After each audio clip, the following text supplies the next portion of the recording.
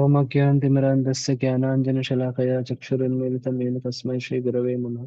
श्रीचैतन्यमनोभीष्टं स्थापितं येन भूतले सान्द्रतपदां मह्यं ददाति स्वपदान्तिकम्। वन्देऽहं श्रीगुरो श्रीयुतपदकमलं श्रीगुरुं वैष्णवांश्च श्रीरूपं साग्रजातं सागररघुनाथान्वितं तं सजीवं साद्वैतं सावधूतं परिजनासहितं कृष्णचैतन्यदेवं श्रीराधाकृष्णपादान् सागरललिता श्रीशाखान्वितंश्च नमो विष्णुपादाय कृष्णप्रेष्ठाय भूतले श्रीमते भक्तिवेदांत स्वामी नामिने नमस्ते सारस्वते देवगौरवाणी प्रचारिणे निर्विशेष शून्यवादी पाश्चात्य देशार्णे नमो महावदन्याय कृष्णप्रेमदाय कृष्ण कृष्ण चैतन्य नामिने गौरतस्मै नमः। हे कृष्ण करुणा सिंधु दीनबंधो जगत्पते गोपेश गोपिका कांत राधा कांत नमस्ते सप्त कांचन गौरांगी राधे वृंदावने सुभानुसुते देव प्रणमामि हरिप्रिय वाञ्छाकल्पतरुभ्यश्च कृपा सिन्धुभ्यश्च पावनेभ्यो वैष्णवेभ्यो नमो नमः। श्री कृष्ण चैतन्य प्रभु नित्यानंद श्री अद्वैत गदाधर श्रीवासादि गौर भक्तवृंद। हरे Krishna Krishna Krishna Hare Hare Hare Ram Ram Ram Hare Hare.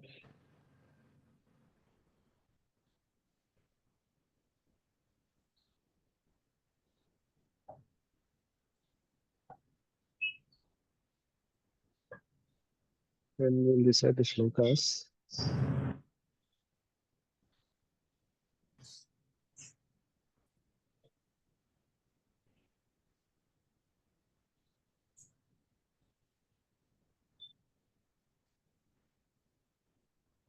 Yeah, you can recite along with me and you can be muted.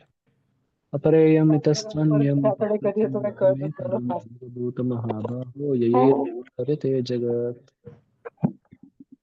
दैवी एषा गुणमयी मम माया दुरत्यया मामेव ये प्रपद्यन्ते मायामेतां तरन्ति ते बहूनां जन्मनामन्ते ज्ञानवान् मां प्रपद्यते वासुदेव सर्वमिति स महात्मा सुदुर्लभः अन्तकाले च मामेव स्मरन् मुक्त्वा कलेवरं य प्रयाति समद्भावं याति नास्ति अत्र संशय आ ब्रह्मभुवनाल्लोक पुनरावर्तिनो अर्जुन मामुपेत्य तु कौन्तेय पुनर्जन्म न विद्यते राजविद्या राजगुह्यं पवित्रमिदमुत्तमं प्रत्यक्षावगमं धर्म्यं सुसुखं कर्तुमव्ययम् मया ततमिदं सर्वं जगदव्यक्तमूर्तिना मत्स्थानि सर्वभूतानि न चाहन्तेषु अवस्थिता सततं कीर्तयन्तो मां यतन्तश्च दृढव्रता नमस्यन्तश्च मां भक्त्या नित्ययुक्ता उपासते यान्ति देवव्रता देव पितॄन् यान्ति पितृव्रता भूतानि यान्ति भूतेज यान्ति मद्याजिनोऽपि माम् पत्रं पुष्पं फलं तोयं यो मे भक्त्या प्रयच्छति तदहं भक्तिपहृतम् अश्नामि प्रयतात्मना यत्करोषि यज्जुहोषि ददासि यत्तपस्यसि कौन्तेय तत्कुरुष्व मदर्पणम् समोऽहं सर्वभूतेषु न मे द्वेष्योऽस्ति न प्रिय ये भजन्ति तु मां भक्त्या मयि ते तेषु चाप्यहम् अहं सर्वस्य प्रभवो मत्तः सर्वं प्रवर्तते इति मत्वा भजन्ते मां बुधा भावसमन्विता तेषां सततयुक्तानां भजतां प्रीतिपूर्वकं ददामि बुद्धियोगं तं येन मामुपयान्ति ते। Okay.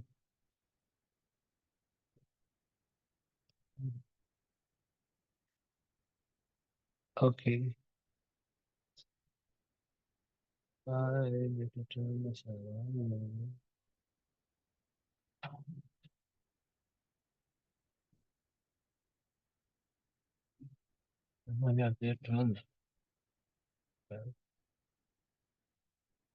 I thought first we can discuss some more practical aspects of this 26th verse.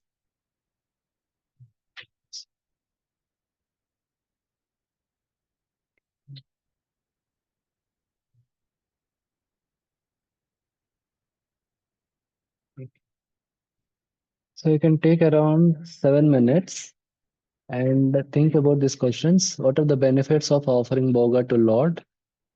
There are devotional benefits, there are karmic benefits, so you can think some more subtle things. I mean, how it will affect our consciousness, how it will change our consciousness. Then, what are the challenges in offering boga always, no? While traveling or if you are in some other places, you may know some practical challenges. You can discuss and how to deal with them. And then, how can we improve the quality of boga and consciousness while offering boga to Lord? So, can take around 7 minutes, then we'll discuss.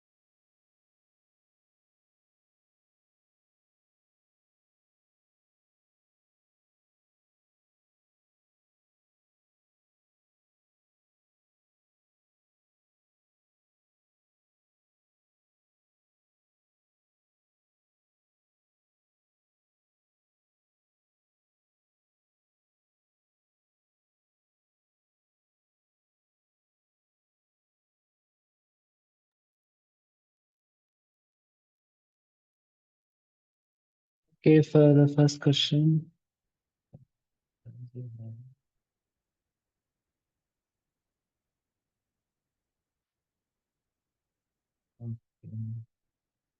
Okay, yes, Yashraj, bro. Okay. Hare Krishna Prabhuji. So for the first question, so there is a two perspective. First is a karmic and second is a devotional. For the karmic, Okay. so Mm, when whatever we did in this world, so there is mm, some karma. Uh, mm, because in the it doesn't matter we are eating even vegetable or something, mm, because veggies has also has some life. So mm. yeah, so we are taking actually it's a reaction. So we have to avoid we actually to avoid this reaction we are offering the bhoga to the Lord. Mm, So its karmic reaction will get mm, vanquished. And the mm, second thing is for the devotional perspective. Actually, for example, if a mother love her son, mm. so she tried to make the offering very with love and with very tasty and nicely. So, in the terms of loving devotional service, so whenever we offer the Lord, so we have to be make it with the love and we have to be very careful. Yeah, that's okay. Okay, Yeah, good, good. because the love is needed while Mm. offering. Because if we are Okay, not okay. offering with the love, so it's not offered to the Lord. It's mentioned by Okay, okay. the Gaur Govind Swami Maharaj. Okay, okay, fine, fine. Okay. Yeah. Yeah, even if it is vegetarian, there is some pain caused, like while plucking the vegetables or while plucking the grains, etc. So, yeah, that karmic thing has to be nullified, will get nullified. Okay, any other?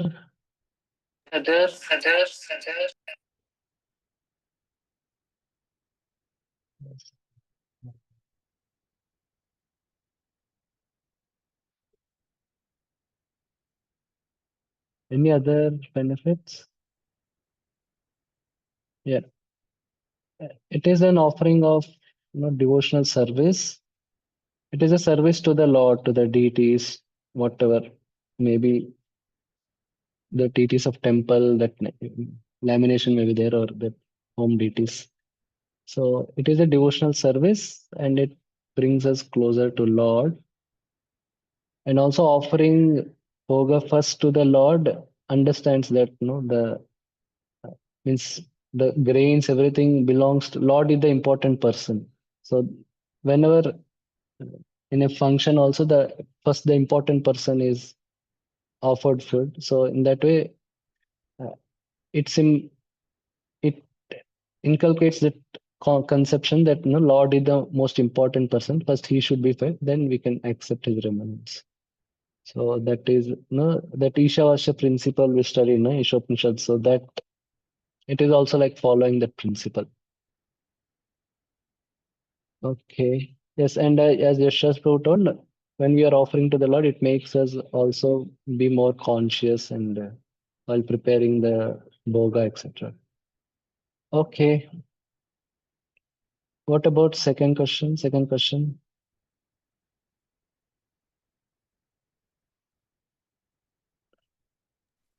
Hare Krishna Prabhu. Yes. Mostly, like as mentioned there, when we are traveling or whenever we are not at home, basically, if we are at relatives' place or we are at office, Yeah. only thing when we are at home we are able to offer. Other places, Mhm. we offer in the mind Okay. is what we are following. Yes, but otherwise it's challenging. Yeah. Yeah.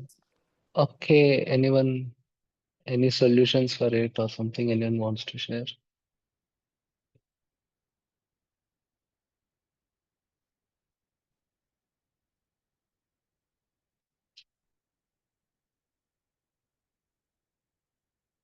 Okay. No one. Yes. Yeah. One thing that can be done, at least while traveling, can carry altar and try to offer. If there are fruits and all that can be offered and taken. Otherwise, if it is possible to get from a devotee caterer, there are some provision for Jenny Prasad that can be done. Yes. Okay. So second question, any other?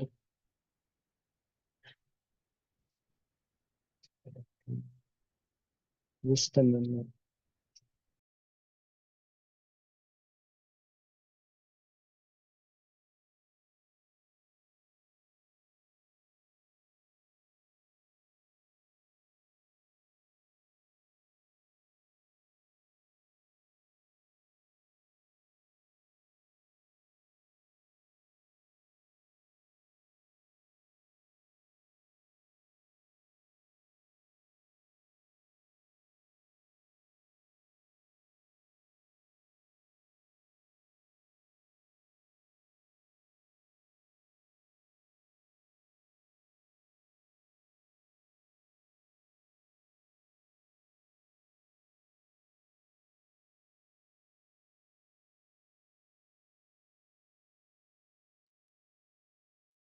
Okay.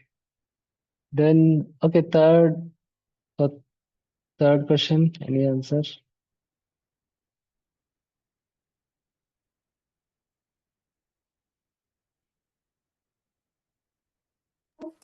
One thing I can share is Mm, what is the incorrect way of we are doing as offering bhoga. mm, Sometimes uh, we offer bhoga, mm, we miss that feeling that we are preparing for the Lord and we are yeah. offering for the Lord, and it should be something Mm, that is mm, favorite of Lord. mm, Instead, mm, we are mm. of the consciousness either we are making it for ourselves or guests are coming and what they like, and Okay, we okay. prepare it with that Yeah. consciousness. So I think improving quality is preparing with Mm, that consciousness and also offering with that consciousness. Not that Lord is like one who is converting that food to prasadam and giving it to me. yeah. This one. Yeah. Yeah. Sometimes, if there are home deities, then like, or on festival days, at least some special bogas can be made for the Lord. So that can help us recognize that. Yes, that is inevitable, but that is some things can be improved in that. Okay, anyone else? Any, at least you can think on these things if you will and think, contemplate. Okay, so we will continue.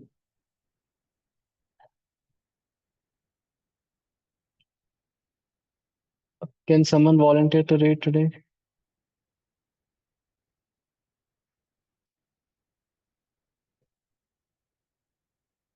Okay, yes, Sharad Murari. शुभाशुभ फलैरेवं मोक्षसे कर्म बंधने शुभाशुभ फलैरेव मोक्षसे कर्म बंधने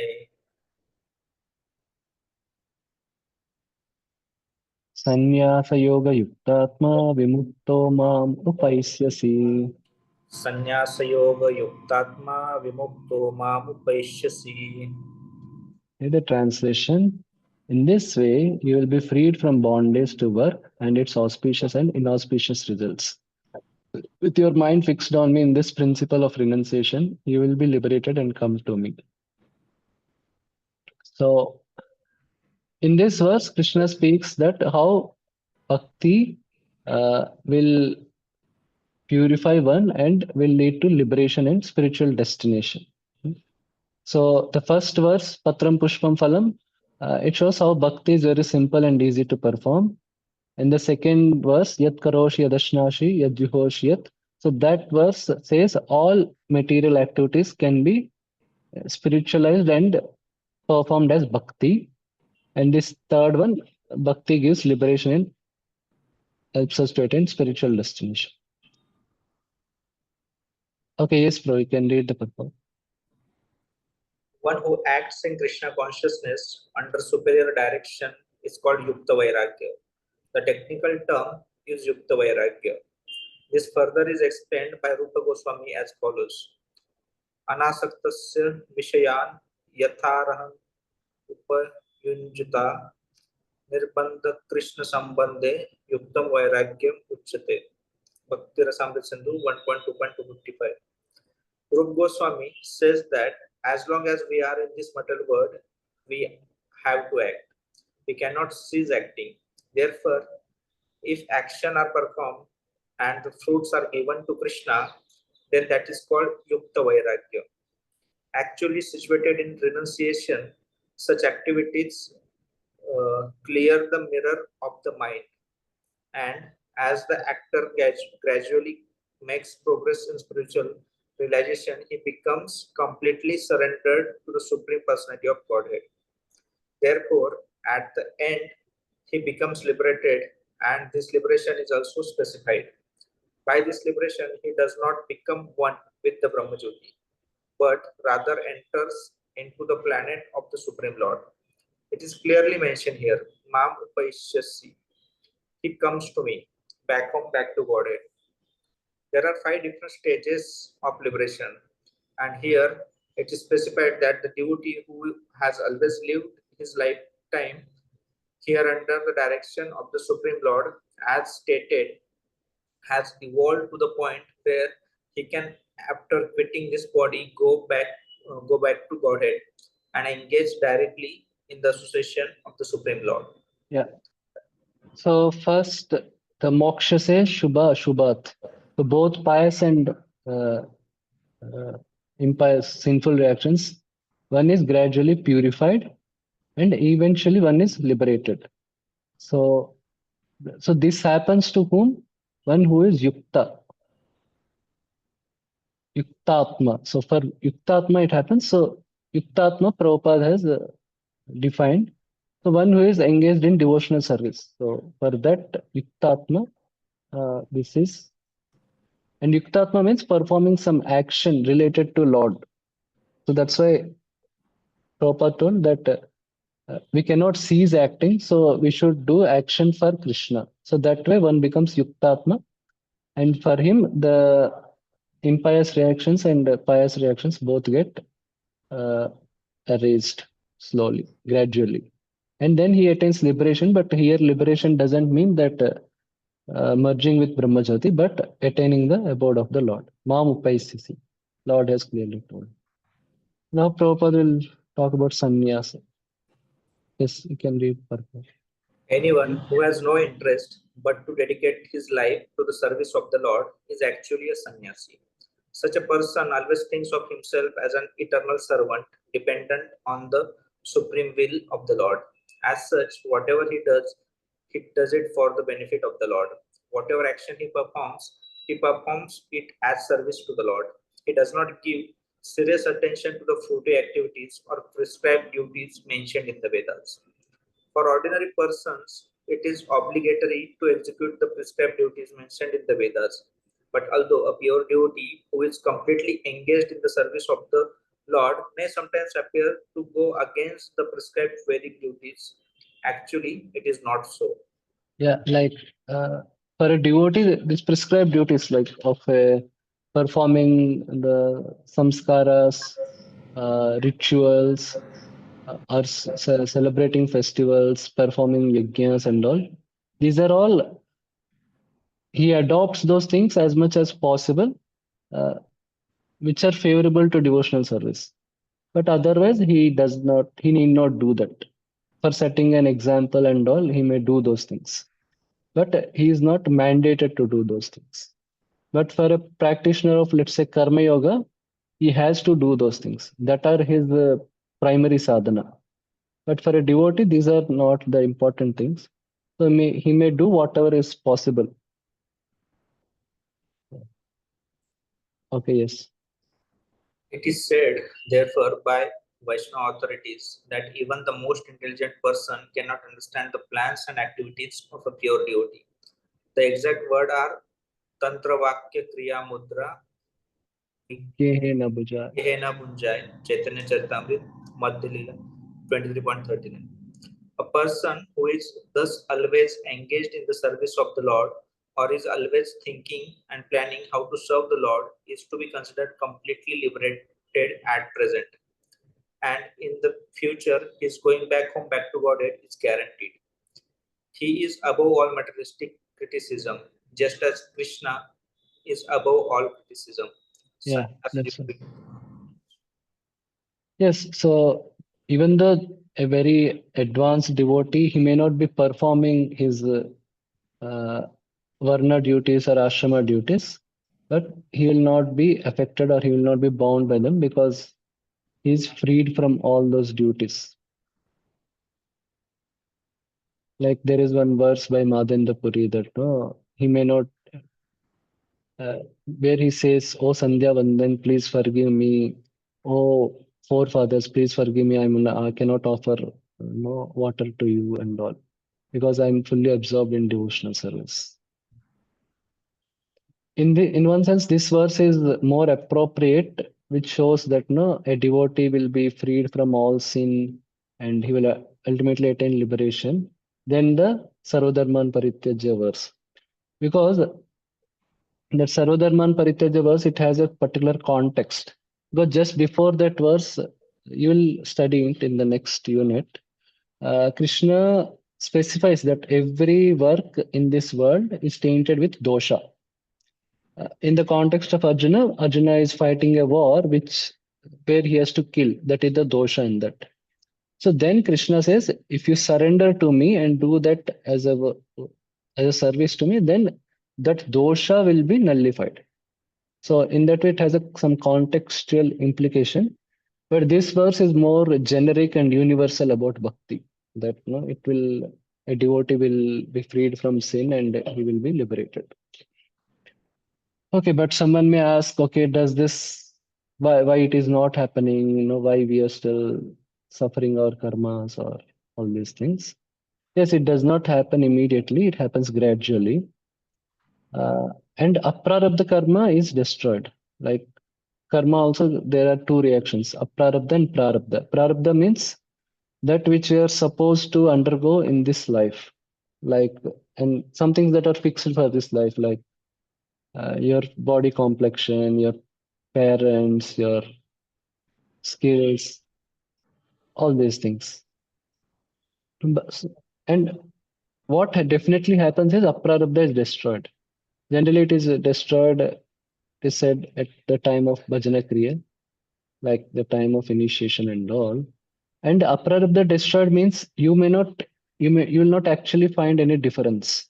Because aprarabdha means that karma which is supposed to come in your next life or next to next life, etc. So you will not find any tangible change or something when it gets destroyed. Its one implication is, okay, if there is another next life, if a devotee has to take birth again and proceed in his devotional service, so that next life's prarabdha will be determined by Krishna. It will not be based on his previous life's karmas. So that is one of its implication. Now, with respect to prarabdha, prarabdha does not change generally. It's very difficult. It generally does not change except in some rare cases. So that's why we see devotees also undergo health problems, different type of difficulties, etc. So that will be there. But their response to such situations will change because of devotional service. That is there. Okay, we'll go to the next verse. Next verse says how Lord is impartial, but with devotees, he's he he's he'll personally reciprocate. Samoham sarvabhuteshu na me dveshosti na priya. Samoham sarvabhuteshu na me dveshosti na priya. Ye bhajanti tumam bhaktya mayi te teshu chapyaham. ये भजन्ति tu me मां भक्त्या मयि ते तेषु चाप्यहम्. Okay, the translation. I envy no one, nor am I partial to anyone. I am equal to all. But whoever renders service unto me in devotion is a friend, is in me, and I am also a friend to him. Yeah. Can read purport. One may question here that if Krishna is equal to everyone and no one is his special friend, then why does he take a special interest in the devotee who are always engaged in his transcendental service?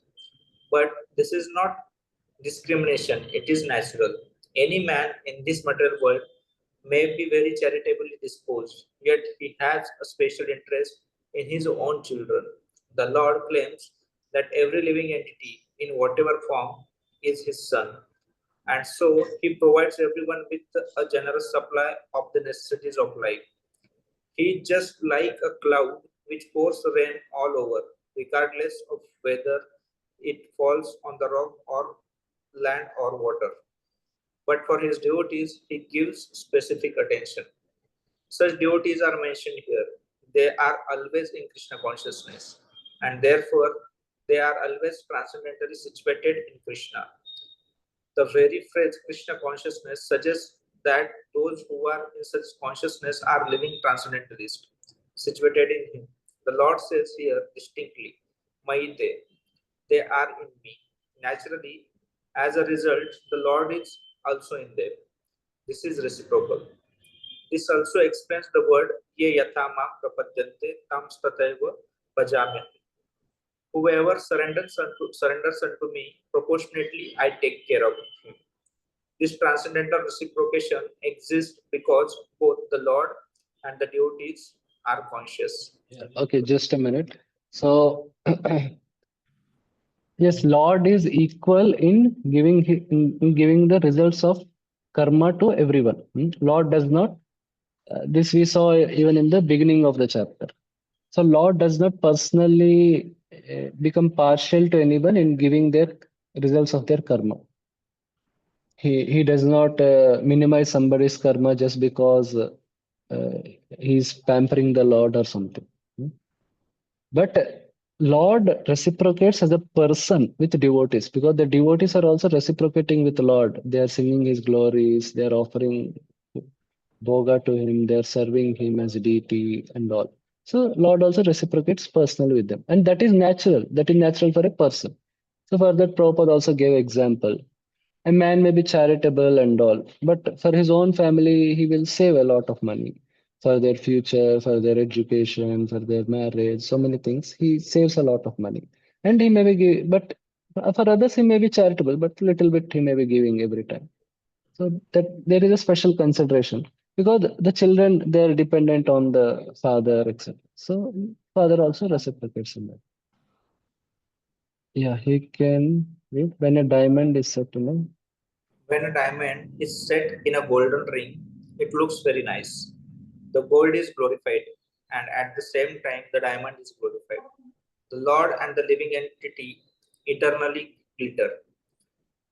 And when a living entity becomes inclined to the service of the Supreme Lord, he looks like gold. The Lord is diamond, and so this combination is very nice. Living entities in a pure state are called devotees. The Supreme Lord becomes the devotee of his devotees. If a reciprocal relationship is not present between the devotee and the Lord, then there is no personalist philosophy.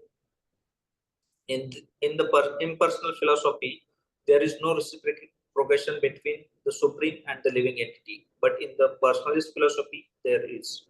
yeah. So yes, in the impersonalist philosophy, only they merge into the Brahman. They are just conscious of the Brahman. There are no activities because Brahman has only Sat potency.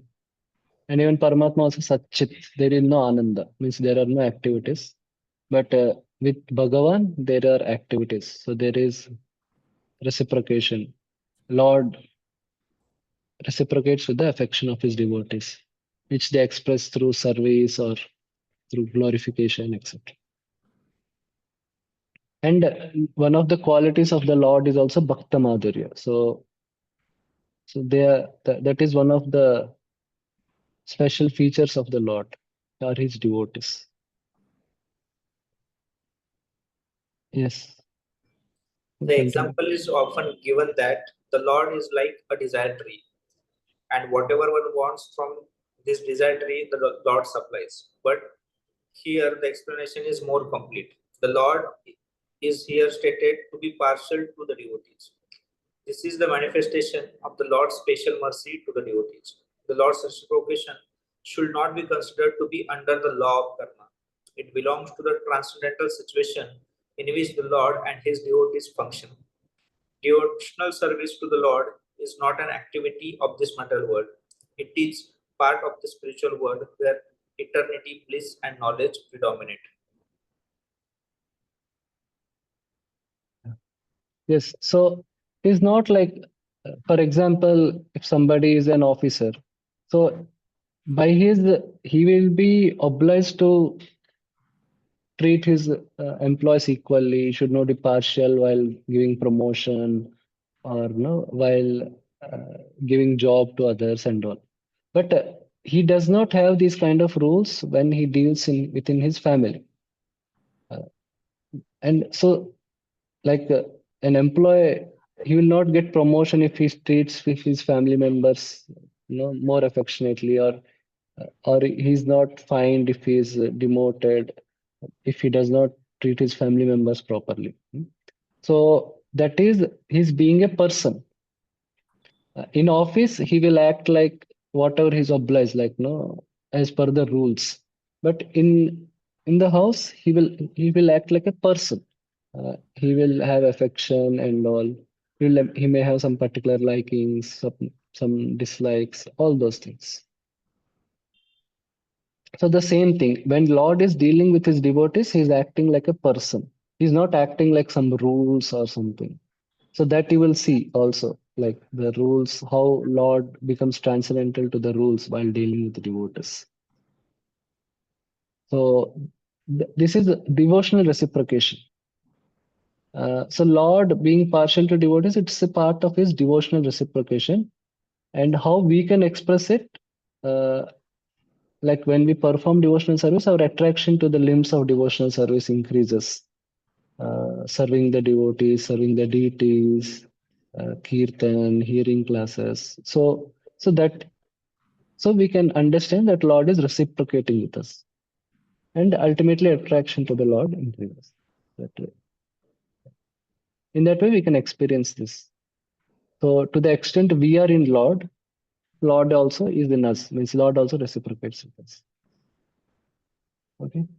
Yeah. So the next verse shows how Lord even overlooks the sinful activities of a pure devotee. Not sinful, yeah, sinful activities of, I would say sins, not activities. If sins accidentally committed, sins of a pure devotee.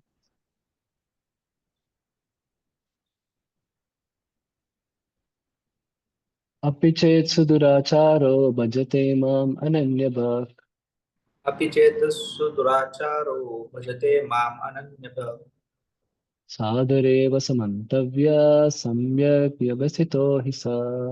साधुरेव स मम मन्तव्य समयव्यवसितो हि स. Okay, the translation.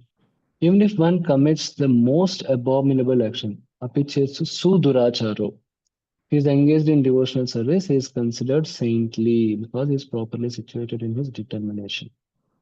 There are two angles to see this verse. The first angle is this verse mainly refers to sinful people who take to devotional service. Sinful people means they by their situation they are engaged in some sinful activity which they cannot stop, something like that. So there are some examples like Guha in Ramayana. He is a tribesman. So and Garuda, like George Harrison also you can take because he has the habit of chain smoking. Society girls of Dwarka. So they are engaged in some prohibited acts. And it is told in the seventh chapter also, Isham tu antagatam papam jananam punya karmanam te dvandva moho nirmukta bhajante mam dridhavrata. So those who are engaged in sin, they cannot determinately practice devotional service.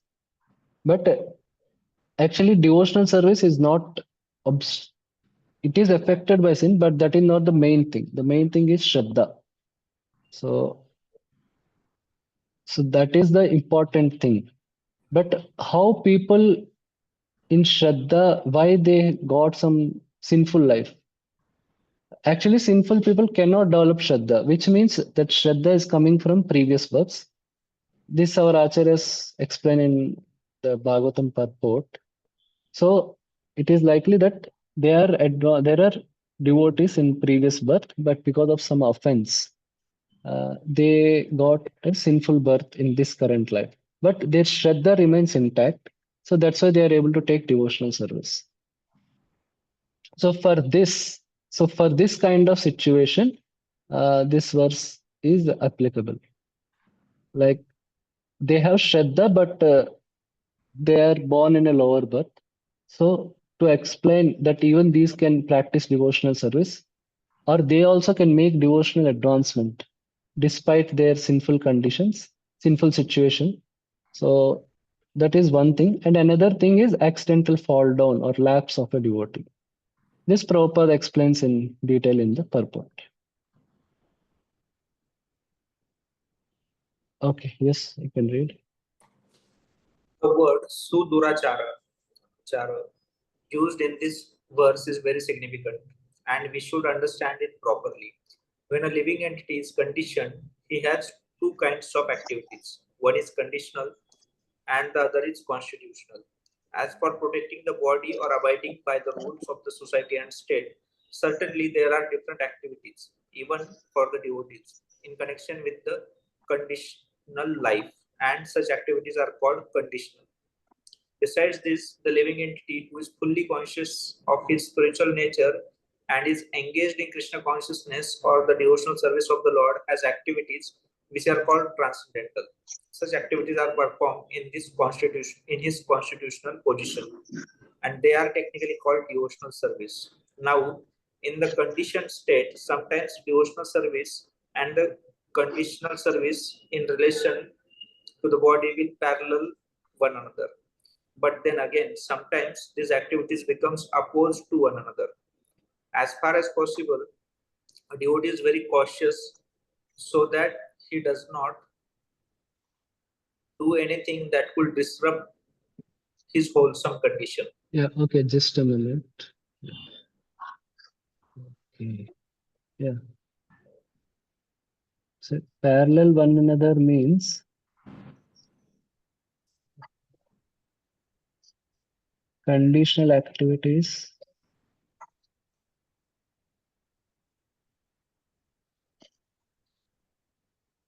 don't don't cause hurt, don't cause, don't cause, do not cause harm to others, which is the principle of devotional service. Because the devotee is supposed to be paradukka dukhi, not paradukka sukhi. So that is there. But it's not always the case. Like the conditional activities may involve causing harm to others in some way. Like even if somebody may be working in an IT company or something, where that IT company may have some projects related to causing harm to others or cheating others or exploiting others, it may be there. Like even the banks where one may keep his money or something. The banks also may be giving loans to some some businesses or some industries which are breaking for regulatory principles. It's difficult to check always all these things to ensure all the things. And if you have to ensure all the things, then we may not have any facility only. So, so that way sometimes it may conflict with each other, our conditional activities and constitutional activities. So in this case, in Arjuna's case, it is fighting. Like the devotional principle is why we should not hurt anyone because everyone is a child of Krishna. But his conditional activity of fighting, where he has to hurt somebody. So that way, sometimes they conflict each other. Yes, you can continue. He knows that perfection in his activities depends on his progressive realization of Krishna consciousness. Sometimes, however, it may be seen that a person in Krishna consciousness commits some act which may be taken as most abominable, socially or politically. But such a temporary fall down does not disqualify him. In the Srimad Bhagavatam, it is stated that if a person falls down but is wholeheartedly engaged in the transcendental service of the Supreme Lord, the Lord, being situated within his heart, purifies him and excuses him from that abomination. The material contamination is so strong that even a yogi fully engaged in the service of the Lord sometimes become ensnared. But Krishna consciousness is so strong that such an occasional fall down is at once rectified.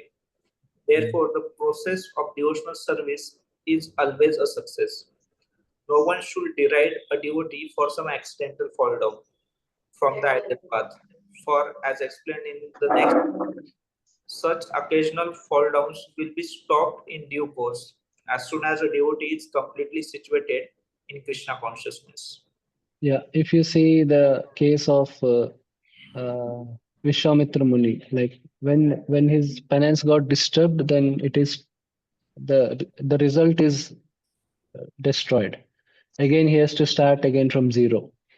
But if you see the case of Bharat Maharaj, yes, he had a accidental fall down distraction, but again it was restored. Again in the next birth, again he was born with devotional consciousness, even though as a deer, and he could continue. So that way we could see the difference. Okay, yes, bro, you can continue. Therefore, a person who is situated in Krishna consciousness and is engaged with determination in the process of chanting Hare Krishna, Krishna Krishna, Hare Hare, Hare Ram, Ram Ram, Hare Hare, should be considered to be in the transcendental position, even if by chance or accident he is found to have fallen. The words Sudura, Sadhureva. Sadhureva, he is saintly, are very emphatic. They are a warning to the non-devotees that because of an accidental fall down, a devotee should not be derided. He should still be considered saintly even if he has accidentally fallen down. And the word mantavya is still more emphatic. If one does not follow this rule that and derides a devotee for his accidental fall down, then one is disobeying the order of the Supreme Lord. The only qualification of a devotee is to be unflinchingly and exclusively engaged in devotional service.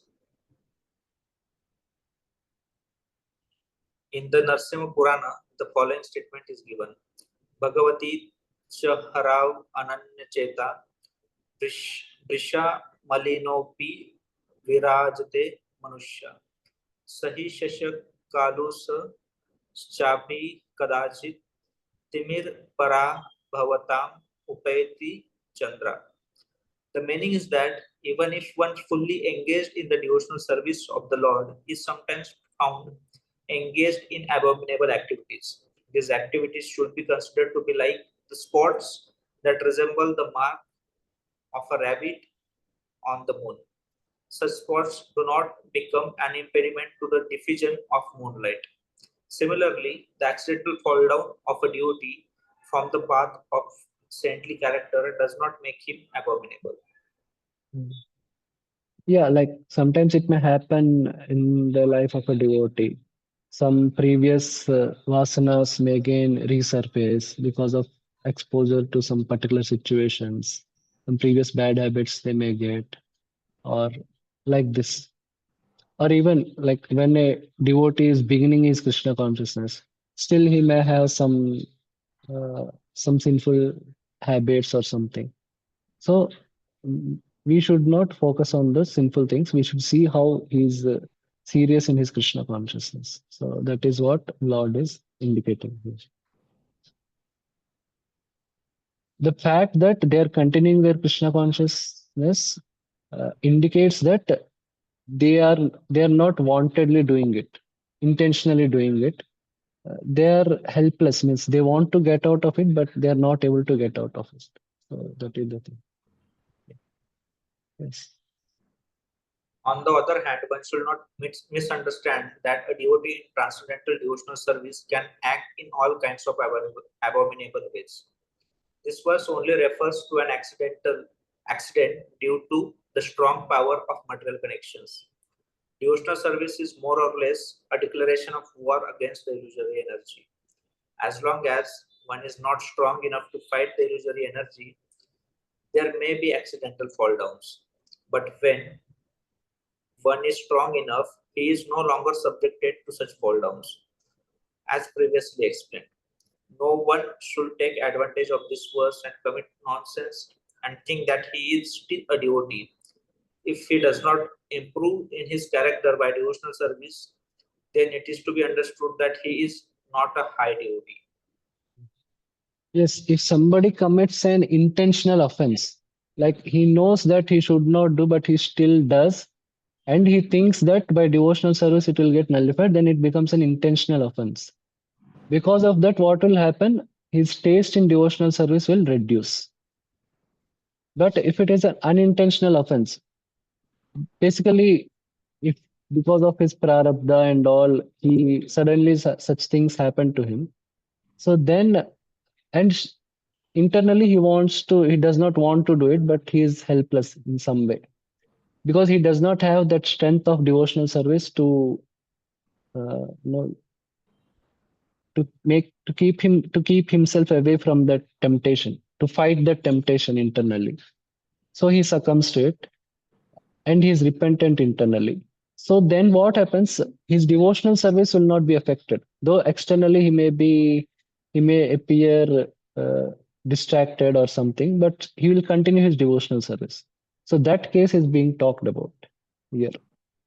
So such a devotee should not be we should not find faults in such a devotee. Yeah. Vishnu Chakra Thakur, he describes this verse in like a conversation. Yes, bro, you can read between Krishna and Arjuna. My attachment to my devotee is my very nature. That attachment does not decrease even if the devotee commits wrong, for I make him come up to the highest standard. If someone with bad conduct, addicted to violence, thievery, or adultery, sudurachara, worships me and worships no one except me, and does not follow any other process like karma or jnana, and has no other desire than my desire, ananya bhak, he is my devotee, sadhu. But considering his bad conduct, how is he a devotee? He is to be respected, mantavya, as devotee because of his devotee qualities. It is a command. Not doing so is offense. My order is the authority. So he should be considered a devotee in that portion where he worships you, and as a non-devotee in that portion where he commits adultery. No, he should be considered as a devotee ever in all his parts. You should not see his bad qualities at all. He is completely convinced. Samyak Vyavastita. He makes a splendid resolution. I will go to hell for my sinful actions, which are hard to give up, but I will not give up dedicated worship of Krishna. Yeah. So only for this case, this verse is applicable.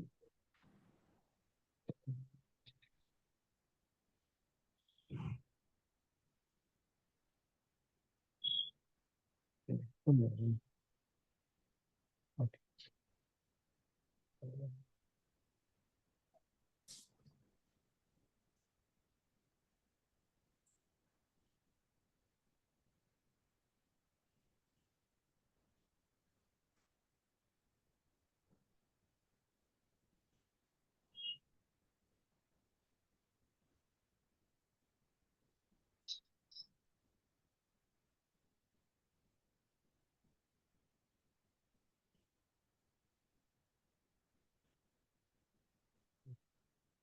Yeah, so I can take around 7 minutes and you can think about these questions. Give examples from Shastra where offenses were committed by insulting a pure devotee, especially who fits in this category. Then how can we avoid finding faults in devotees? Then give examples of pure devotees who overlooked faults of other devotees. And what to do if certain activities of a devotee is affecting our Krishna consciousness negatively. You can think about this and then we'll discuss.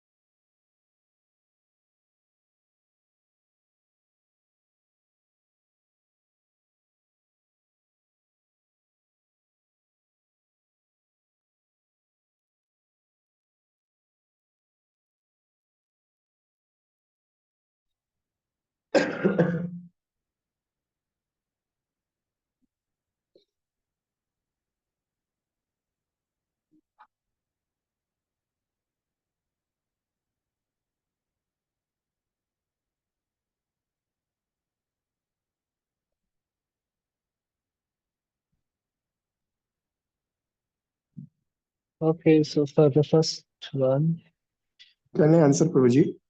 yes, yes.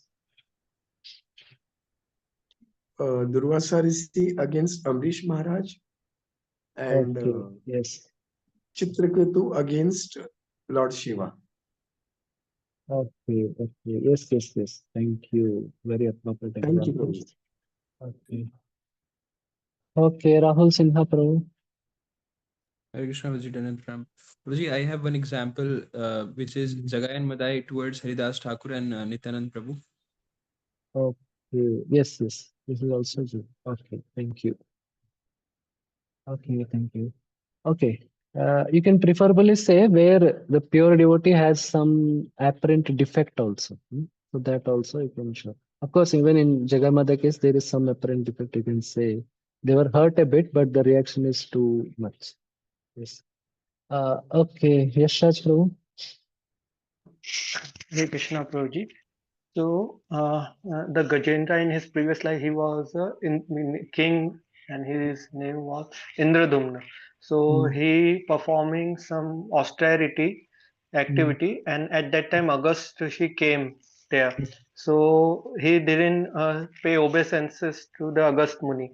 So mm, because of this insulting, he gave him curse.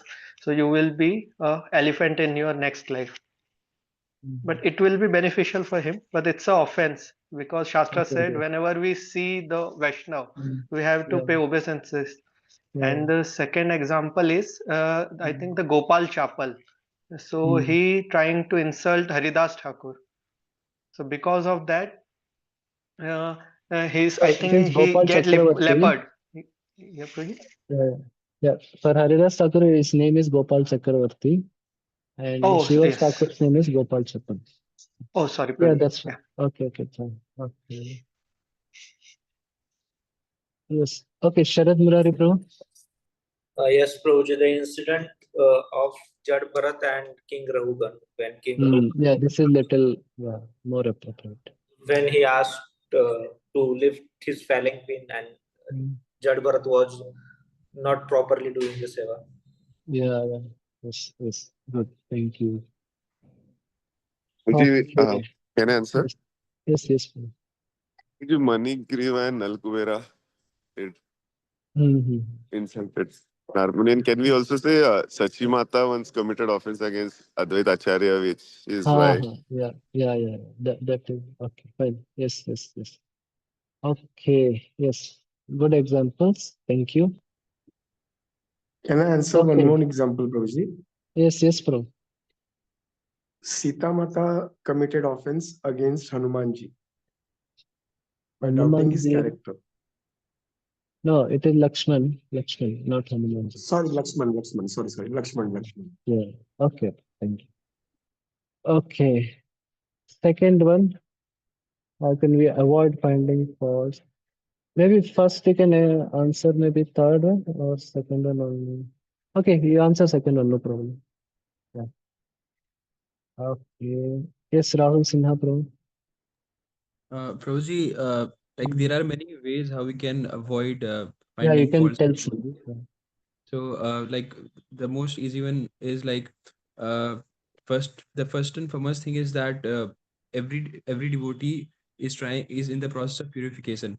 So, Mm, and the reason why they are into the devotional practice is because they have the mercy of Guru and Gauranga, and also Krishna's mercy that they are into devotional service. mm, So rather than criticizing them, thinking in a way that if we criticize their material or external habits or practices, we can look mm, into the devotional services that they are doing mm, in their devotional life, and try to look into the good and bad things materially side by side.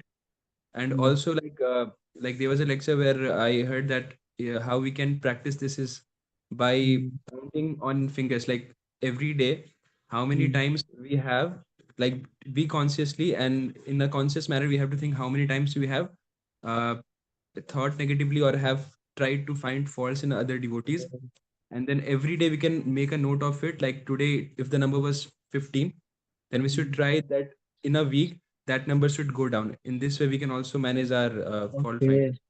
Nice, nice. Thank you. Okay, some more. Okay, Yashraj Prabhu. Uh, Hare Krishna Prabhuji. Mm, So, first of all, we have to know that every devotee is connected to Krishna. So, mm, in the Bhakti Rasamrita Sindhu, Rup Goswami said that there is a 26 quality of a devotee, but if mm, maybe if person doesn't have 25, but if he mm, has only one quality, he is surrendered to Krishna, it's enough to for mm. the all. So, first we have Okay. to see that if there is a devotee, because everybody is in conditioned state, nobody Mm, is liberated. So, and mm. we also have so many faults. So Yes, first we have to this is very important. we can say that first we have to uh, Mm, work on our fault, not to others, mm, because mm, if it is also a fault to fault finding, if we are mm. we can say himself also, if we are Yeah, finding some faults in others, so yeah. whatever we have to see in Mm, this world, so we mm, have to very conscious about that. And if we see some fault in others, so we should mm, try not to criticize, we should try mm, to make how we can reduce that fault in that devotee. We can consult their seniors, or if he is our friend, so we can mm, try some best way to we can say that to reduce or mm. just how we can say that. How he can Yes, rectify himself. yeah, rectify, how we can rectify. Yeah, so Yeah, Prabhuji, this is the way, because the yeah, fault finding is not a solution. We have to mm, rectify that fault. yeah, yeah. Yes, yes. Good, good. Thank you. Yes. Yeah. So, yeah, one is we can try to consciously minimize that habit. Second is to also see that we ourselves have so many faults. So it is common, means it is common for a condition living entity. And third is, yeah, instead of always finding, you can, if you can try, we should try how that devotee can be helped. Okay. Yes, Shrikant Prabhu. Yes, Prabhu. One aspect I wanted to share was about setting the Mm, expectations right. mm, Is like through two analogies. One is for mm, everyone. Like one analogy is given about the ocean. So if we are in the mm, ocean, we'll mm. see water everywhere, and then we won't be so surprised. Oh, there is water. Oh, there is water. Mm, Similarly, mm. Kali Yuga is ocean of faults. So we Okay. should expect that way. And second is among Okay. Yes.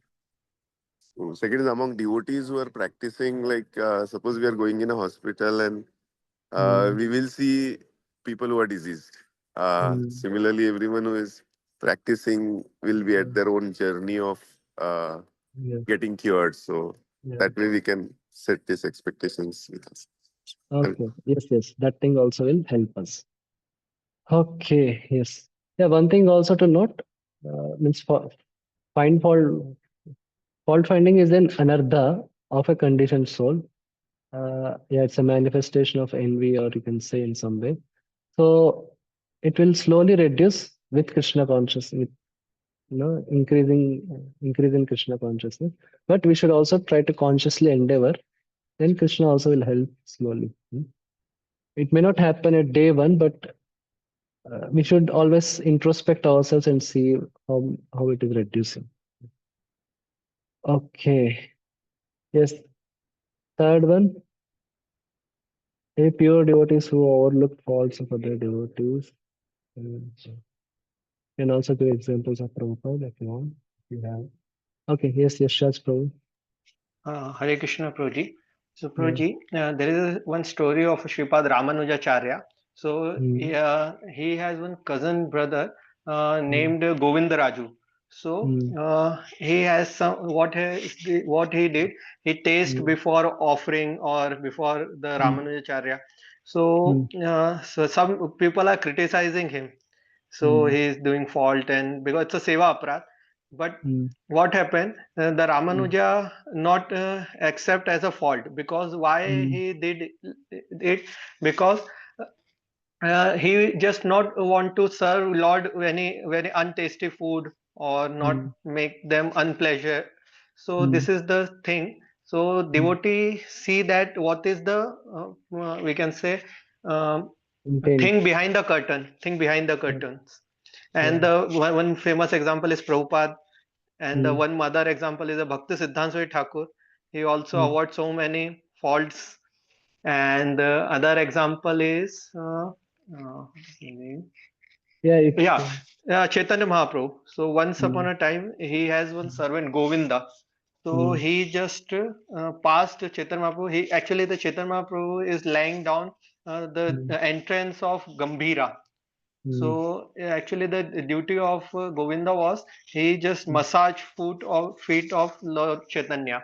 So mm, what he did, because Lord is placed, Lord is laid down on the entrance. So he mm, just passed the Lord, and he would massage. And mm, when he want to came back, so he thought, okay, I can commit offense for just for service, but I could not for just my own pleasure. So he okay. didn't eat whole night, and he sit there. Yeah. So Lord happy for by Yeah. his activity. Okay. Yes. Yes. Okay. Yes. Fine. Okay. Any other example? Yes, Sharad Murari. Prabhuji, Durvasa Muni and Amrish Maharaj, when the Mm, incident happened, Amrish Maharaj overlooked the yes. whatever Yes. Yes. Durvasa Muni was posing. Yes. Yes. Correct. Okay. Good. Thank you. Okay. Shrikant Prabhu. Guruji, Nityanand Prabhu Mm, overlooked the faults of Jagai and Madai. okay. Yes. Yes. Yes. Yes. Okay. Thank you. Thank you. Very, very nice examples. Yes. Another. Okay. Yashraj Prabhu. Jal Bharat Maharaj. Okay. Yes. Yes. King Rahugana. Yes. No. Yes. Can you Having. say, can you Mm, say Haridas Thakur also for that Lakshmihira who came to, he yes. Yes. overlooked Yes. that faults? Yes. Yes. Yes. Yes. Yes. So seeing, hearing these pastimes also will help, and it will also purify our own fault finding nature. Okay. Okay. Last question. What to do if certain activities of a devotee, is affecting our Krishna consciousness negatively? Certain activities are faults of a devotee, we'll say. So then what we should do? Should tolerate, or what we should do? Okay. Yes. Yes. Shastru. Hare Krishna Prabhuji. So Mm, in this case, mm, actually, if the activity is so much affecting mm, in our Krishna conscious, so we have to try mm, to make distance from that mm, devotee. mm, Because if we are associates that kind of devotee, so it will mm, not increase our bhakti, it may be mm, decrease our bhakti. So we have to mm, be very conscious about taking mm. association. Yes. And Yes. yeah, and second thing, Mm, if there is not too much we mm, can say affective, mm, but mm, it's negative and we can mm, tolerate it, so it may be we can tolerate it. mm. Yeah. Yes. Okay. Any other solution? Anyone wants to share about this? Yes. Uh, yes. Always. We may not always have the. Yes. Sharad Murari Prabhu. Yes, Prabhuji, we can consult our seniors as well in this case, and Mm, if it is required, we can, mm, and we are in the position, we can rectify that devotee by yeah. telling some things. Yeah. Is to, Yes. Okay. Thank you. Yes. Main thing is we may always not have the ability to overlook all kinds of faults, and especially those faults which affect us. Some harsh words, harsh speech, or some things. Uh, so then we have to take help, as Sharad Murari told. If possible, we can take help of senior devotees to see how we can proceed with the situation.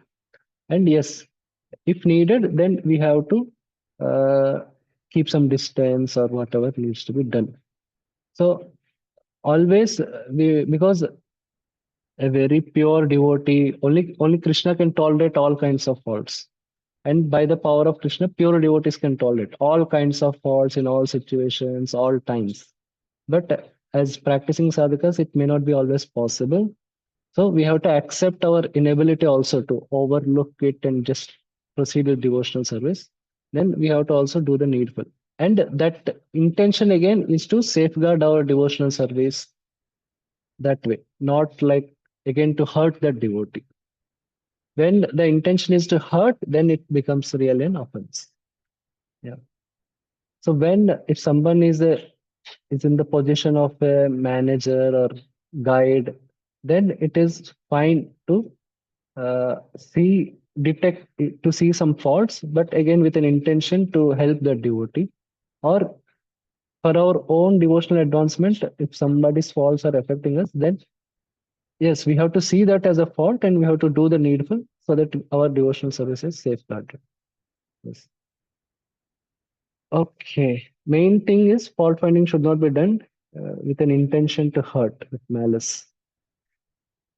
Okay. The next verse, Krishna tells how a devotee will get purified through devotional service of his faults. Shipram bhavati dharmatma shashvat shantim nigacchati. क्षिप्रं भवति धर्मात्मा शाश्वतशान्तिं निगच्छति Kaunteya pratijanehi name bhakta pranashyati.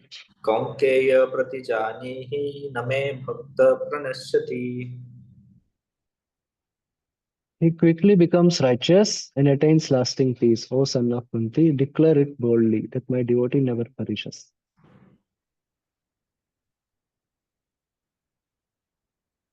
Yes, you can read the purport. This should not be misunderstood. In the 7th chapter, the Lord says that one who is engaged in mischievous activities cannot become a devotee of the Lord. One who is not a devotee of the Lord has no good qualifications whatsoever. The question remains then, how can a person engaged in abominable activities, either by accident or by intention, be a pure devotee? This question may justly be raised. The miscreants, as stated in the 7th chapter, who never come to the devotional service of the Lord, have no good qualifications, as is stated in the Srimad Bhagavatam. Generally, a devotee who is engaged in the 9 kinds of devotional activities is engaged in the process of cleansing all material contamination from the heart. He puts the Supreme Personality of Godhead within his heart, and all sinful contaminations are naturally washed away. Continuous thinking of the Supreme Lord makes him pure by nature.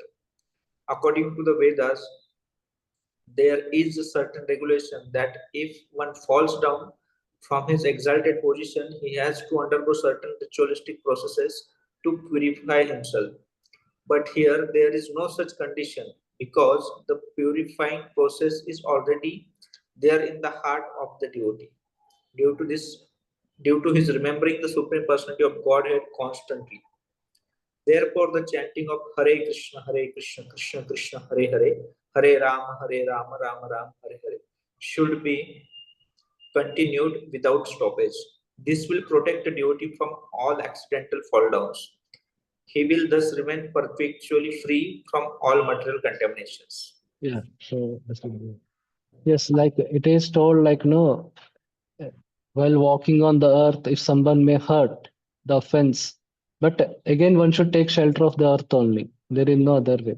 Similarly, even if there are some offenses in while executing devotional service, so one has to take again shelter of devotional service.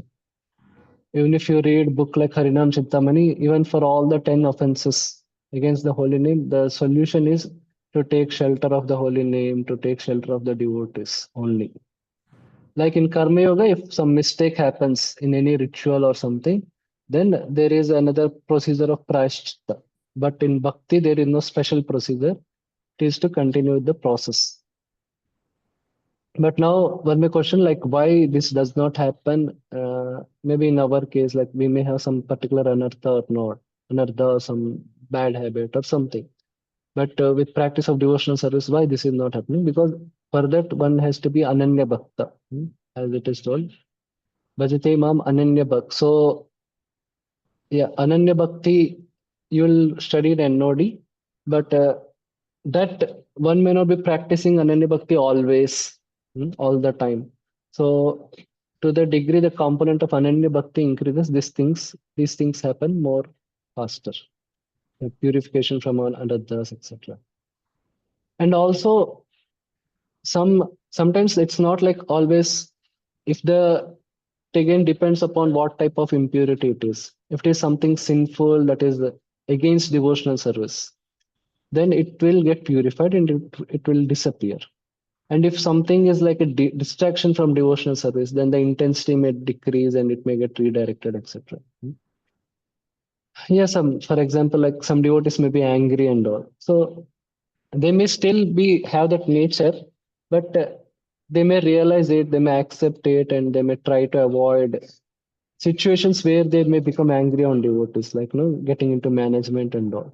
But such kind of nature may be also, they may use it in devotional service, like managing workers and all. These things are needed. Somebody is very calm and sweet, they cannot get some things done, especially by outside people. So like that. And some devotees may be forgetful, they may lose money, etc. But slowly they will realize it and they will accept it, and they may take help of somebody or something. It may not always happen that our anarthas may transform, but we may get that intelligence to accept it and how to deal with it. And sometimes some devotees may be very bossy and all, but that is good for preaching. But they may again avoid managing with devotees or something, so like that. Okay, yes. Now again, Krishna is telling anyone can take to devotional service. So apichesu durachara, what it takes, even while doing devotional service, if you do some mistake, then also you can still go on with devotional service and you will get purified. Now this was what it is telling. Even you are sinful, you can start devotional service and achieve perfection. You can begin devotional service. Mam hi partha vyapashritya epishu papayonaya. मामि Partha व्यपाश्रित्य एपेषु पापयोनया Striyo vaishyastata shudras yanti param gatim. श्रियो वैश्यास्तथा शूद्रास्तेऽपि यान्ति परां गतिम्. Okay, translation. O son of Pruta, those who take shelter in me, though they be of lower birth, women, Vaishyas, merchants, and Shudras, can attain the supreme destination. Okay, perfect. It is clearly declared here by the Supreme Lord. Just a minute, Apurva. Yes. Or someone else. Yeah, it's right.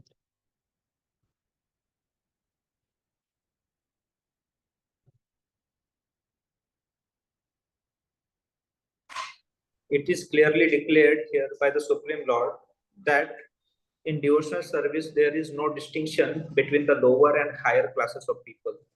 In the material conception of life, there are such divisions, but for a person engaged in transcendental devotional service to the Lord, there are not. Everyone is eligible for the supreme destination. In the Srimad Bhagavatam 2.4.18, it is stated that even the lowest, who are called Chandalas, dog eaters, can be purified by association with a pure devotee.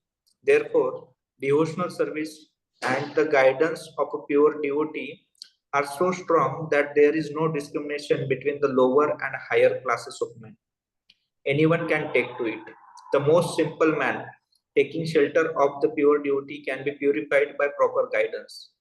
According to the different modes of material nature, men are classified in the modes of goodness, brahmanas, the modes of passion, kshatriyas or administrators, the mixed modes of passion and ignorance, vaishyas or merchants, and the mode of ignorance, shudras or workers. Those lower than them are called chandalas, and they are born in sinful families. Generally, the association of those born in sinful families is not accepted by the higher classes. But the process of devotional service is so strong that the pure devotee of the Supreme Lord can enable people of all the lower classes who attain the highest perfection of life. This is possible only when one takes shelter of Krishna, as indicated here by the word Vyapasri, Vyapasritya. One has to take shelter completely of Krishna. Then one can become much greater than great jnanis and yogis. Okay. Yes. So, uh, as such, everyone can begin devotional service. So, devotional service does not have any requirement of prerequisite. Like if you see Jnana Yoga. So, Jnana Yoga, you have to begin Jnana Yoga means you have to be renounced. You have to be a sannyasi, then only you can begin Jnana Yoga. And even Karma Yoga means you have to be part of Varnashrama. You have to be following the duties of Varna or and your ashrama. Then only you can perform Karma Yoga. But Bhakti Yoga, to begin, there are no prerequisites. Anyone can begin Bhakti Yoga. Anyone can start chanting the holy name. There is no problem. But generally, to progress further in Bhakti Yoga, so one needs to be in goodness, like that verse applies. Esham tu antagatam papam jananam punya karmanam. So to progress steadily in Bhakti Yoga, you need some level of purity and all. Then only you can apply the process properly, like focusing on chanting, all these things. So that thing applies. So generally, mode of goodness helps in progressing in Bhakti Yoga. But even if somebody is in passion, ignorance, they can start Bhakti Yoga. There is no problem. And Shraddha, it's not like only people in goodness have Shraddha. It depends on their previous lives. Somebody may be in a passionate or ignorant background, but they may have a lot of Shraddha from previous life. Like we saw that example in Apiche Sudurachara. So one condition can be they may be very advanced devotees in their previous life, but because of some mistakes, they may be born in such circumstances. So because they have a lot of Shraddha, they can pick up devotional service and go ahead more. Okay. Maybe we can ignore because we have to cover 2 more verses. Purports are a little bigger. Or we can discuss. Yeah, you can take around 2 minutes and we can give examples from Shastra where people from lower births became great devotees. 2 minutes, then we'll discuss.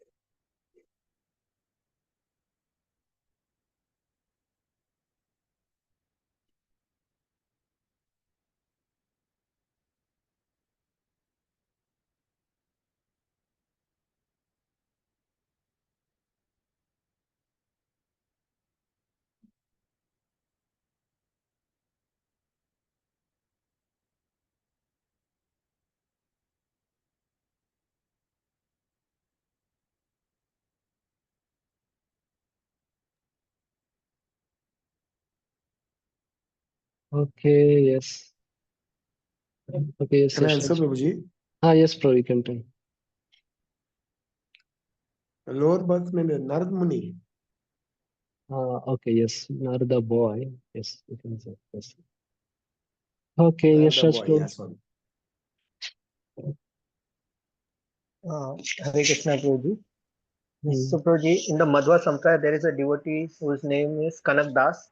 And in the Ramanu yes, yes. Sampradaya, there is a lots of devotee like Kanchi Purna.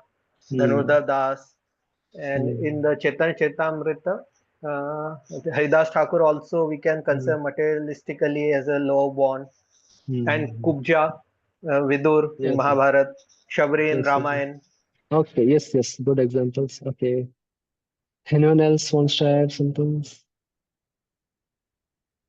Yes, Sharad Murari. Yes, Prabhuji. Mrigari the hunter. I'm not sure about his birth, but he was hunter's. No, no, he was hunter. Yes. Okay, Valmiki is also there. Yes, thank you. Thank you. Nice points. We will continue. Yes, so that is there. But again, in the Vedic context, there is the varna, the different varnas, there are also some levels of purity also associated with it. Brahmanas are generally more pure than Kshatriyas. Kshatriyas are more pure than Vaishyas, like that. But now in Kali Yuga, the varnas are mixed. So, this verse should not be applied on the basis of birth, especially. So, especially on women, which may be taken may not be taken in positively. So one may can assess one levels of purity like based on upbringing, background, and lifestyle. So that, but again, you cannot understand their shabda, previous life's shabda. That is there. So yeah. Okay. Any questions on these last 3-4 verses? Anyone?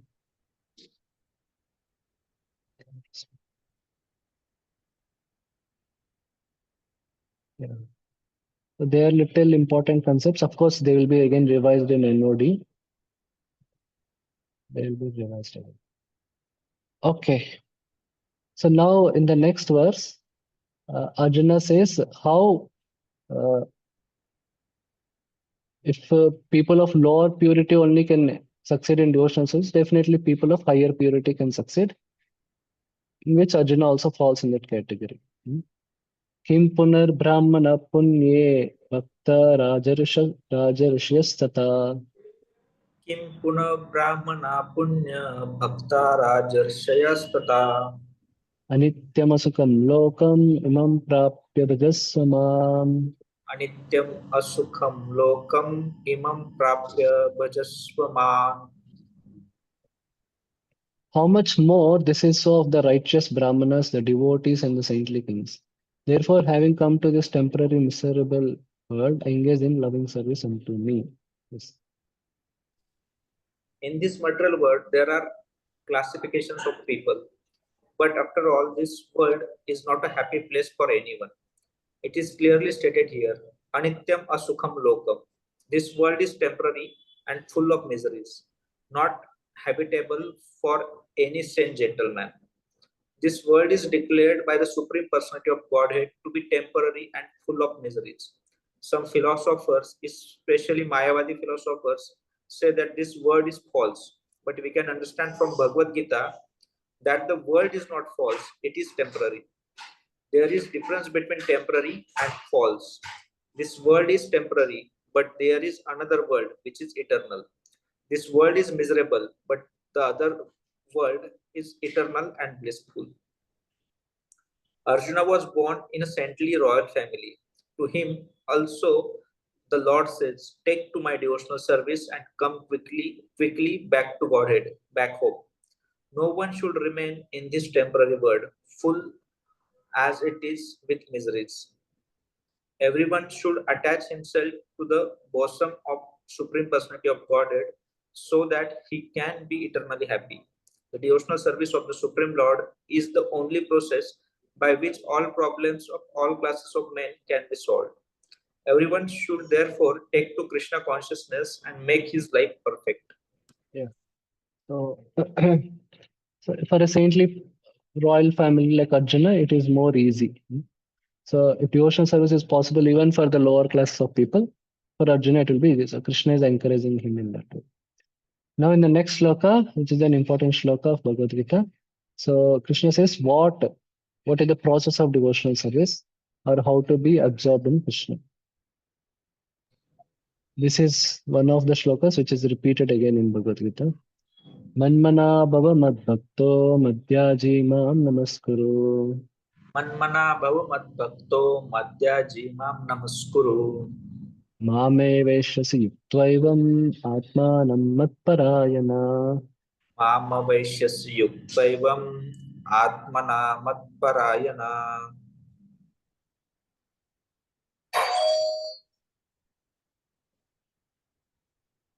Engage your mind always in thinking of me, become my devotee, offer obeisance unto me, and worship me.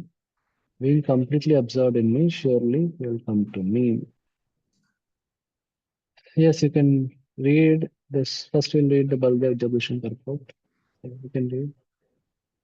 You should be my devotee who thinks of me at all times. Manmana mat bhakta. Have your mind like an unbroken stream of honey constantly absorbed in me.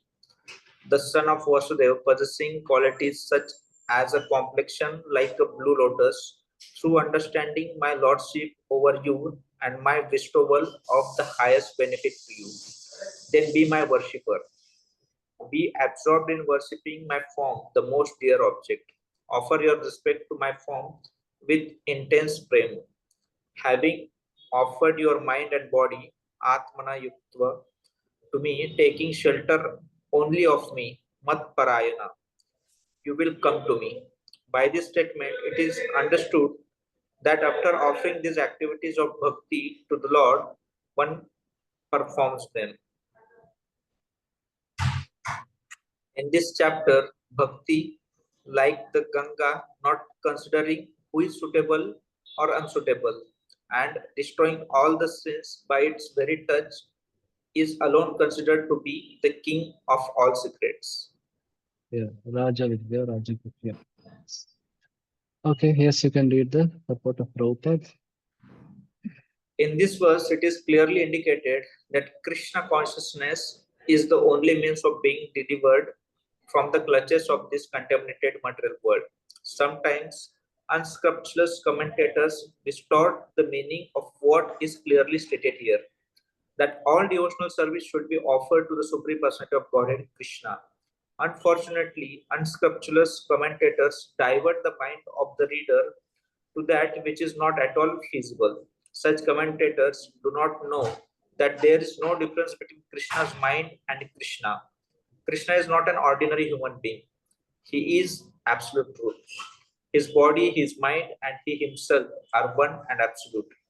It is stated in the Kurma Purana as it is quoted by Bhaktisiddhanta Saraswati Goswami in his Anubhashya comments on Chaitanya Charitamrita, 5th chapter Adilila, verses 41 to 48. Deha Dehi Viphedo Ayam Naishvare Vidyate Vachit. This means that there is no difference in Krishna, the Supreme Lord, between himself and his body. But because the commentators do not know this science of Krishna, they hide Krishna and divide his personality from his mind or from his body. Although this is your ignorance of the science of Krishna, some men make profit out of misleading people. Yeah, this is referring to the Advaitic commentators. Okay, yes. There are some who are demoniac. They also think of Krishna but enviously, just like King Kamsa, Krishna's uncle.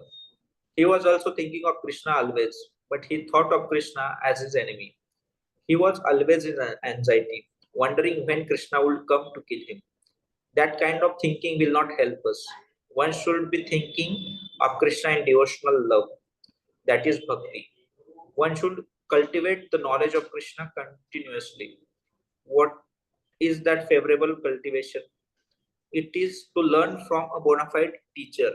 Krishna is Supreme Personality of Godhead, and if we have several times explained that his body is not material, but is eternal, blissful knowledge.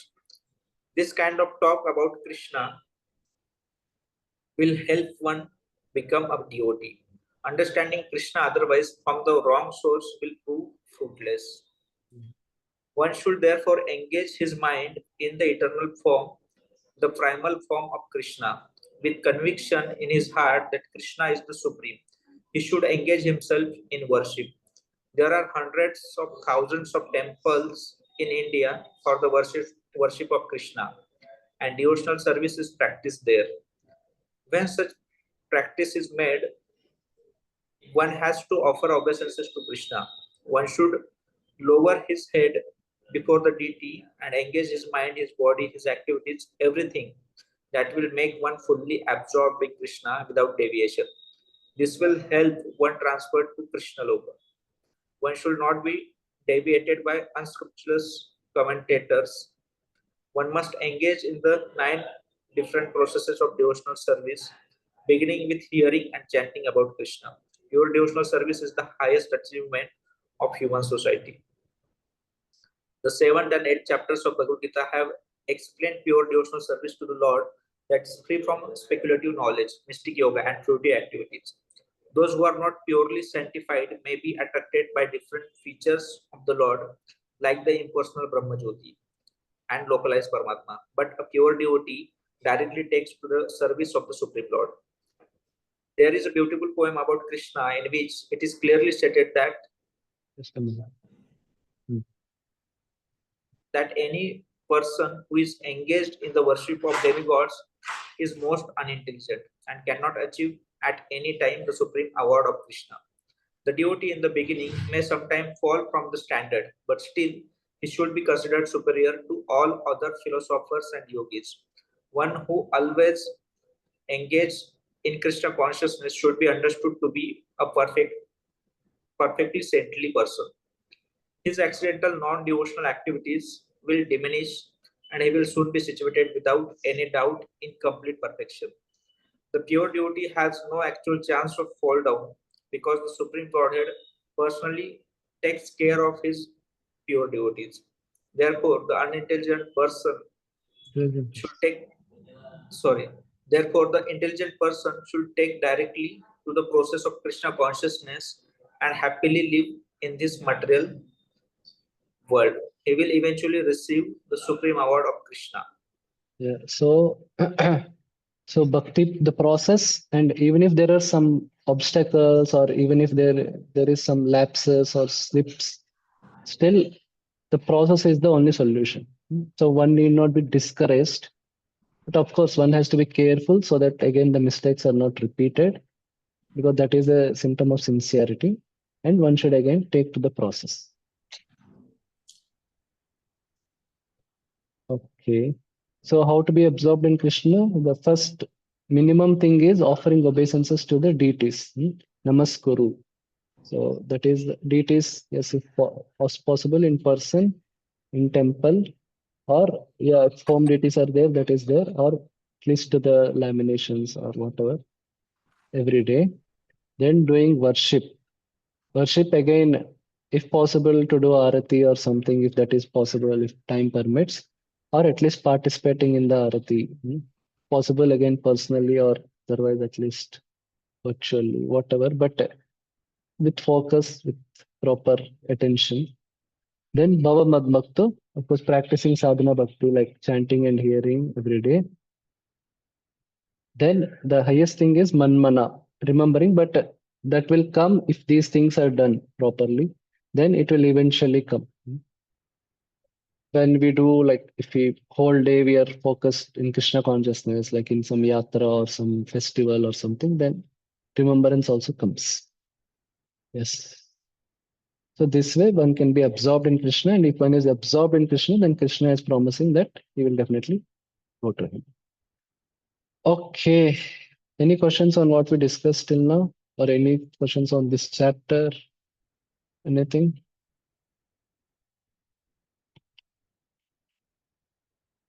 Okay, so yes, Hare Sharad Krishna Murari. Prabhuji. Let Sharad Murari pose question, then we'll come to Sure, it. sure. Yes, bro. Hare Krishna. So my question is related to our society. Like we know some incidences where devotees has fallen and are not sure what corrective actions the whole as a community what all actions has been taken. So how we should take such incidents personally? No, no. Like, can you explain or can you give some example? Like, I couldn't get like what is happening in the outside society or like what is Uh, happening in. in ISKCON society only, if Mhm. some devotees or some senior authorities have not Leader. behaved properly, yeah, some Ah, leaders, ha, ha. Okay, okay, okay. That and way. we are not sure at our level at least that if there are Mm. any corrective actions taken as a society or not. But we know Ah, from ha. the philosophy Okay. that they will be rectified and they are the devotee only. Ah, They ha. have taken Mm. shelter to Krishna. But as a society, how we Okay. should take these things to, Acha, acha. as That way, as that way. individually, how we should respect such devotees. Okay, okay. That way. Yeah. Yeah. Especially, yeah. See, as a society, there should be rules and no, there should be rules because again in our society also it's not like everyone is a pure devotee. So everyone has his own conditionings and all. So today and they have their own lower nature, etc. So for that there should be rules and regulations. There should be strict punishments if things are if the whatever if there somebody indulges in something really serious, something prohibited, then there should be punishment. But at the same time, uh, as a society, one should ensure that his Krishna consciousness is not affected by that, and there should be facility provided so that he can progress in his Krishna consciousness, and that is generally done also. Like that we don't know. Like always, the leaders they ensure as much as possible. Though a devotee may be his position is removed, he's removed from position, management, etc. But some facility is created for them so that they can practice Krishna consciousness in whatever way possible. So that is generally done, and if it is not, that should be ensured. But there should be strict punishments and whatever for that. Otherwise, one may take things very cheaply. So that is there. But at a personal level, it becomes difficult if we have some faith, if we have invested faith or some trust, we are taking guidance from them and all, then it becomes little difficult. And sometimes it can be both. Yeah, if somebody is connected to them, then there may be a feeling, oh, it is unjust, they should be forgiven and all. So that some feeling may be there, and one has to take some guidance, and it will over time one will understand. This is how the society has to function. Uh, so some may feel the punishment is too hard, some may feel the punishment is lenient. So both things may be there, and that is the natural. We have to take guidance of some senior devotees and some devotees and try to overcome such emotions over time. And yeah, if we understand the philosophy and properly, then we can understand, okay, they will still continue in their bhakti that way. Is that okay? Or Yes, yes, yes, Prabhu. Thank you so much. okay, thank you. Okay, yes, Vaikuntha Bihari Prabhu, some question. Hare Krishna Prabhu, Dandavat Pranam. My question is regarding the engagement of the mind. Should we engage our mind in Krishna only or even in his devotees also? Kanishtatikari, Madhyamadikari or Uttamadikari? All three or any one of them? Uttamadikari. Yeah, see, engaging the mind, it's a very advanced topic. Means not topic means it needs some kind of advancement and it should be done under guidance. Basically, mind is for remembering Krishna, remembering like chanting in the mind or chanting, remembering pastimes, all these things. That has to be done under guidance. So that is otherwise Prabhu, in normal generally, active. Hmm. yes, please continue, Prabhuji. Yeah, so whatever our in devotional love, our acharyas, when they talk about engagement of mind, they talk in this way about practicing remembrance. Otherwise, in general, mind gets engaged where all other senses are getting engaged, like in kirtan or hearing class and all.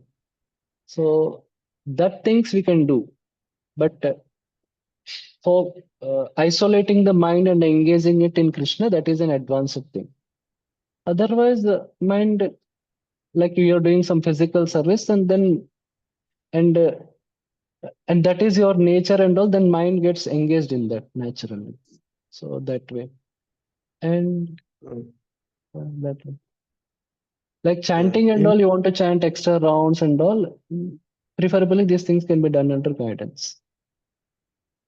That is true, Prabhuji. Thank you so much, Prabhuji. Prabhuji, I have a question. Like generally, I get whenever Mm. I get some devotional service from some of the brahmacharis or some devotees, Mm. so my mind gets completely uh, engaged in them, and Mhm. in many situations, Mm. uh, like you have sometimes expectations, not Mm. expectations, but you feel because the mind Mhm. is engaged. Mm. So to overcome this, it needs lots of strength, spiritual strength. Otherwise, very difficult. No, no. What you're saying, your mind will feel because means there is a lot of stress in the mind because of so many services or something like that. No stress, but Uh, generally when you need someone or you need someone's prayer or something. So, like if you're attached to some devotee very much, and mm. the devotee is not responding that moment, he's responding very rudely sometimes. Okay, okay. So then Uh-huh. how to tackle such situations? Acha, that. Yeah, those things happen in a devotional service. I mean, in a devotional community, it can happen because that's what. Again, it could be some miscommunication or misunderstanding. Again, it depends on what is that kind of relationship. If he is like, if he just, if it is just a one-time interaction or something, then you can take it as just part of life. But let's say if it is happening with somebody who is important to us, maybe some counselor or some devotee whom we have a regular service with or something, then we should see we have to express to them, I felt bad because of this, or can talk to his senior or his friends like this is how he behaves or like what happened to him. He may be in some situation and maybe in a spur of moment he behaved like that. So those all things you have to see whether it is happening once or it is happening regularly. We have to take some action. See, we are not so advanced that by our devotional advancement we can overcome such emotions. So if that Sure, emotion, Prabhu. so we have to do something. Either we have to communicate or we have to take help so that we may have to change some relationship, whatever. All it depends upon And this case to is, case. Okay. yeah, it is relationship is not for 1 year. It's more than 10 years. So, Huh, and the devotee says sorry. He regrets for what he has done. yeah, He yeah. regrets and then he says, yeah, I do. But for that moment, till that time, the disturbance is there always in mind. Yeah, better means then we have to see, again, it depends on case to case and what is possible, what is not possible. We have to do Yes, yes, something about it because it is not going means we are not advanced to handle it. So we have to do something, other thing also. yes, yes, Prabhuji. Yes. Thank you very much, Prabhuji. Okay, yes, yes. Okay, any other questions? Okay, so thank you very much for your kind participation and attention. Tomorrow we'll start the 10th chapter. Okay, Srila Prabhupada ki jai, Srimad Bhagavad Gita ki jai. Okay, Vancha Kalpatarubhishya Kripa Sindhu. Awesome.